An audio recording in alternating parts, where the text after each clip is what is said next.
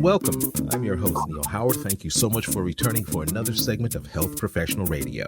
In this segment, we're going to be speaking with Robert Hoffman. He's joining us here from Kintara Therapeutics to talk about VAL-083, a first-in-class small molecule chemotherapeutic with a novel mechanism of action that has demonstrated clinical activity against a range of cancers, including central nervous system cancer, ovarian, and other solid tumors. Welcome to Health Professional Radio, Robert Hoffman. Happy to be here. Thanks for having me. Tell us a bit about yourself and your role at Kintara.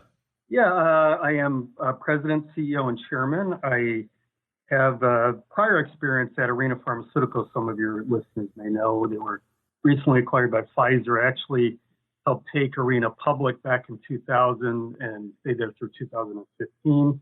More recently, I sat on the board of Kintara Therapeutics. The CEO decided that he didn't want to do it anymore. He was turning 70. I spoke to a couple of our scientific advisors regarding VAL-083 and its potential, and decided to step my toe back in the water because I was retired for a while, just sitting on boards, and take this opportunity. So here I am. I mentioned that your asset, VAL-083, a first-in-class small molecule chemotherapeutic, is indicated for a range of cancers. What would you say is one of the biggest unmet needs that this compound will address? Yeah, so currently we're in clinical trials for glioblastoma. Mm-hmm. We're actually in an international registrational study, about 39 sites in the U.S., MD Anderson, Memorial Sloan, Duke University. You mentioned it's the best clinics across the country, now in Canada and in actually Switzerland and Italy. So glioblastoma is unfortunately a very underserved disease area. 5% of patients live greater than 5 years at diagnosis. It's really the most aggressive form of cancer as well in terms of brain tumors. So it's really, there's an urgent need from patients as well as physicians to have additional tools in the toolbox to meet this unmet medical need. Are there any compounds that attempt to combat GBM? Well, currently the current standard of care is temozolomide, or TMZ. And that was approved in 1999. So unfortunately, there's been a lot of immunotherapy drugs that have targeted a glioblastoma and have been unsuccessful. We believe, based on our mechanism of action, that we can actually improve upon, or have a good shot at improving upon TMZ. And that's why we're in clinical trials currently comparing ourselves to TMZ for newly diagnosed patients. And then there's another drug called lomustine that's even older that was approved, I forget when, for recurrent patients. So I believe it's the vast majority of patients who are diagnosed with glioblastoma actually recur. So you need to treat those patients as well. Is it a high level of recurrence, and what are some of the other challenges when trying to treat GBM? Well, currently what you do is you resect the tumor out, and then you give TMZ with chemotherapy.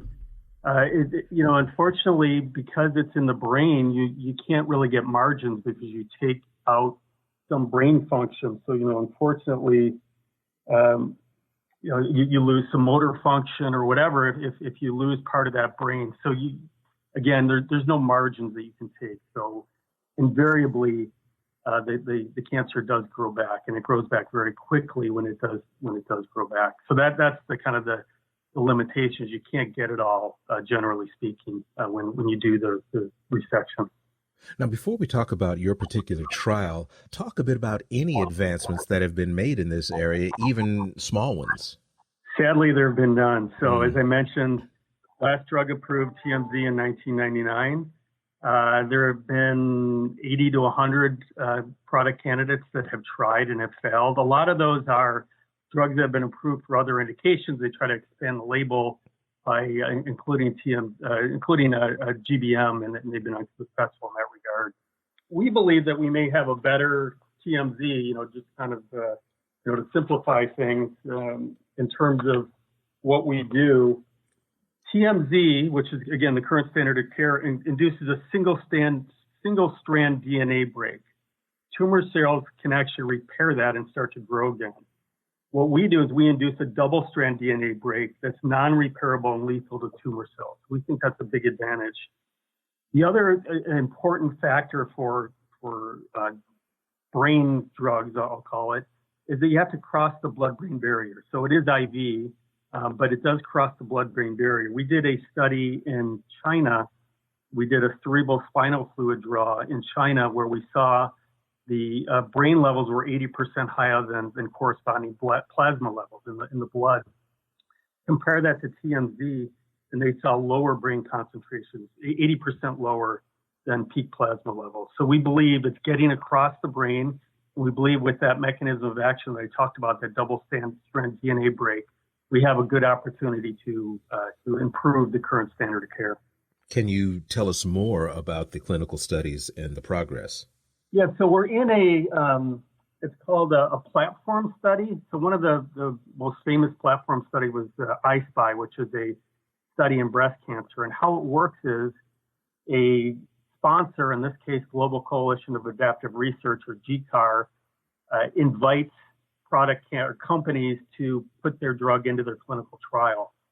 So other companies that have been invited, it's a pretty small and very exclusive list, is Bayer, a small company, Casia, out of Australia, Biohaven, which was acquired by Pfizer, so effectively Pfizer's in the clinical trial, and a smaller company, Vigio, and ourselves.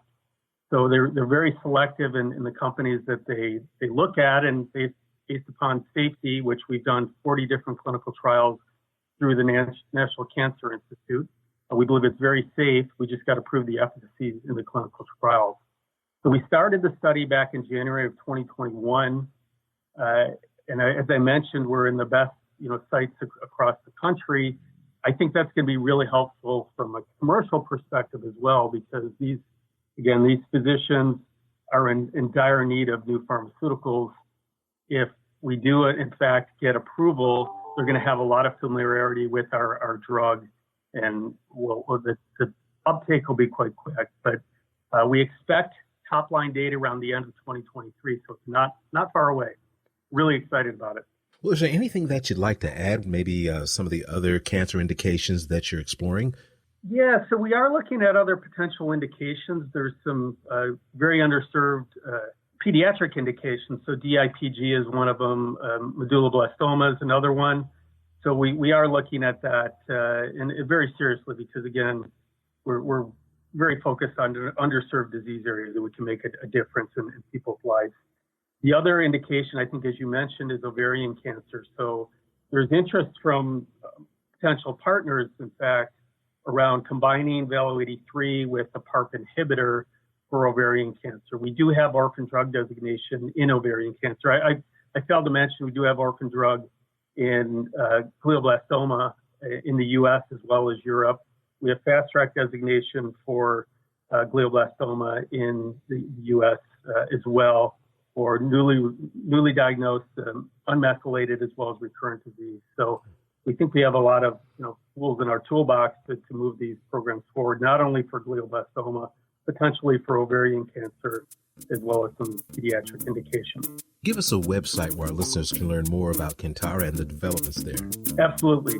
Our corporate website is www.kintara.com. Robert, I appreciate your time. Thank you so much for joining us here on Health Professional Radio. Happy to be here. Thanks so much. You've been listening to Health Professional Radio. I'm your host, Neil Howard, in conversation with Robert Hoffman. Audio copies of this program are available at hpr.fm and healthprofessionalradio.com.au. You can also subscribe to the podcast on iTunes, listen in, download at Anchor, Spotify, and be sure and subscribe to our YouTube channel at youtube.com/Health Professional Radio.